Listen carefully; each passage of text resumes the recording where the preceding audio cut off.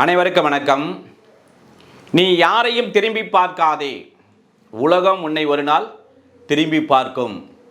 அப்படின்னா நீ யார் எதை சொன்னாலும், என்ன அவமானப்படுத்தினாலும், எதை பற்றியும் கவலைப்படாமல், எதையும் சிந்திக்காமல் உன்னுடைய இலக்கை மாற்றுமே நினைத்து நீ வெற்றி அடைந்து விட்டால் உலகமே திரும்பி பார்க்க சொன்னல, அனைவரும் வந்து ஆள் உயர மாலை அணிவித்து உன்னை கௌரவித்து பாராட்டுவார்கள் என்று கூறி இன்றைய வகுப்பில் நாம் பார்த்து கொண்டு வருகிற பாரதிய சாட்சி அதிநியம் 2023 எஸ்டோப்பல் 3 சிக்னல் சொல்லல, க்ரீனு, எல்லோ, ரெட்டுன்ற மாதிரி ஏற்கனவே எங்கே இருந்தது 115, 116, 170 இருந்தது எவிடன்ஸ் ஆக்டில். இப்போது 121, 122, 123.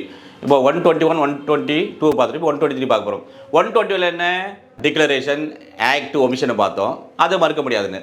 அடுத்ததாக வந்து என்ன பார்த்தோம், டெனண்ட்டு லேண்ட்லார்டு பார்த்தோம், அவருக்கு அப்புறம் பொசிஷன் பார்த்தோம், இது மறுக்க முடியாதுன்னு பார்த்துட்டோம். இப்போ இங்கே என்னன்னா எதை பார்க்க போகிறோம் என்று சொன்னால், அதாவது estoppel of acceptor of bill of exchange bailee or licensee. அந்த சீட்டை பில் ஆஃப் எக்ஸ்சேஞ்சு, அதே மாதிரி பெய்லி அண்ட் லைசன்ஸு, இதை பற்றி தான் நாம் பார்க்க போகிறோம். சரி, என்னவென்றால் no acceptor of bill of exchange shall permitted to deny that the drawer had authority to draw such bill or endorse it. இது வரைக்கும் ஒன்று பார்த்துருவோம். இதுதான் பில் ஆஃப் எக்ஸ்சேஞ்ச். இந்த பில் ஆஃப் எக்ஸ்சேஞ்சை ஒருவர் வழங்குகிறார். இப்போ எனக்கு வழங்கிட்டார், அதை நான் பெற்றுக்கொண்டேன், அதை நான் ஏற்றுக்கொண்டேன். அப்படி ஏற்றுக்கொண்ட பிறகு நான் இதை வழங்கினார்ல, இந்த பில் ஆஃப் எக்ஸ்சேஞ்சியை வழங்கினார் அல்லது அதில் என்டாஸ் பண்ணார். இதில் வந்து என்ன பண்ண கொடுத்தாரு, நான் அதை என்டாஸ் நான் பண்ணல, அவ்வாறு பண்ணி இருக்கிறேன்.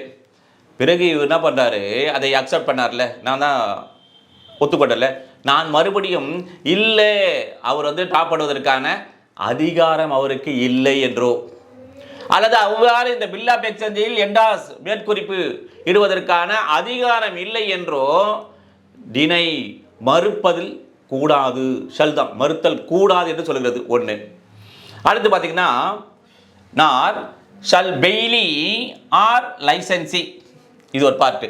பி பர்மிட்டட் டு டினை bail or licence or at the time when bailment or license commenced, authority to make such bailment or grant such license. இதுவும் ஈஸி கான்செப்ட், புரியுதா கொஞ்சம், ஆனால் புரிஞ்சுட்டா ரொம்ப ஈஸி.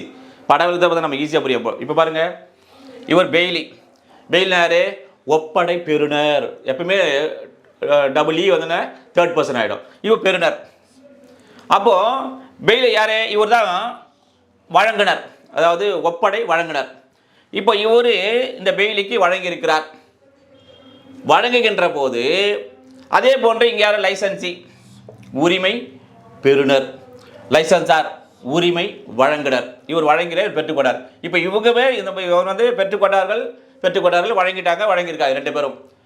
இவ்வாறு வழங்கிய பிறகு இவர்கள் அந்த பெயிலோ அந்த உரிமை வழங்குகின்ற போது அதே மாதிரி அந்த இது இப்போ செய்த பிறகு அவர் கமெண்ட்ஸு, அந்த பெயில் எல்லாம் இருக்குதுல்ல, அந்த உரிமை பெற்ற உடனே அவங்களுக்கான அந்த இது தொடங்கிவிட்ட பிறகு இவருக்கு, யாருக்கு, இந்த பெயிலருக்கு உரிமை வழங்குனருக்கு அந்த மாதிரியான அதிகாரம் இல்லை என்றோ, அதே மாதிரி இந்த இருக்குல்ல இந்த உரிமை வழங்குனர், இது ஒப்படை வழங்குனர், உரிமை வழங்குனருக்கு அவர்களுக்கு அதிகாரம் இல்லை என்று இவர்கள் பெயிலியோ ஒப்படை பெறுநரோ அல்லது வந்து உரிமை பெறுநரோ மறுத்தல் கூடாது என்று சொல்கிறது. இதுதான் இதனுடைய கான்செப்ட். ஓகேவா? இப்போ நம்ம எக்ஸ்பிளனேஷனில் பார்த்தீங்கன்னா தெரியும் என்னவென்று, எப்பொழுது ஏதாவது அப்ஜெக்ஷன் தெரிவிக்கலாமான்னு சொன்னால் எப்போன்னு பார்த்தீங்கன்னா, acceptor of bill of exchange may deny தான், not shall, that bill was really drawn by person by whom it purports have been drawn.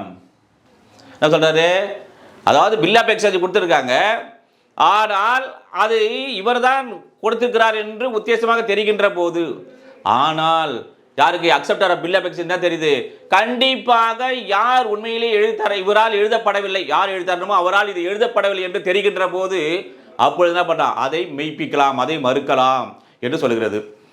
அடுத்து எக்ஸ்பிரஷன் 2 பாருங்க, விளக்கம் 2ல, if bailey delivers goods bailed to person other than bailer, ஒப்படை வழங்கினார்கள அவரை தவிர வேற யாரும் வழங்கி விட்டார்கள் என்றால், ஈமே இங்கேயுமே தான், ஈமே prove that such person had a right to them as against the bailer. அப்படி பெயிலர் இருக்காங்கல்ல, அதாவது ஒப்படை வழங்கினர் அல்லாத வேறொருக்கு அது வழங்கப்பட்டு விட்டு இருந்தால், ஐயா இவருக்கு கொடுக்க வேண்டியது நீங்க இவருக்கு கொடுத்துட்டீங்களே அப்படி என்கின்ற போது அந்த நேரத்தில் அவர் என்ன பண்ணலாம், அதை மறுக்கலாம், அதை மறுத்து நிரூபிக்கலாம் என்று சொல்கின்றது. இதுதான் வந்து எஸ்டோபிளுடைய 3 பிரிவுகளும் பார்த்துட்டோம். எவ்வாறெல்லாம் முரண்தடை செய்யலாம் என்று பார்த்துருக்கிறோம். 121, 122, 123 இது 3ஐயும் நாம் பார்த்து விட்டோம். அடுத்த ஒரு சந்திப்போம். நன்றி, வணக்கம்.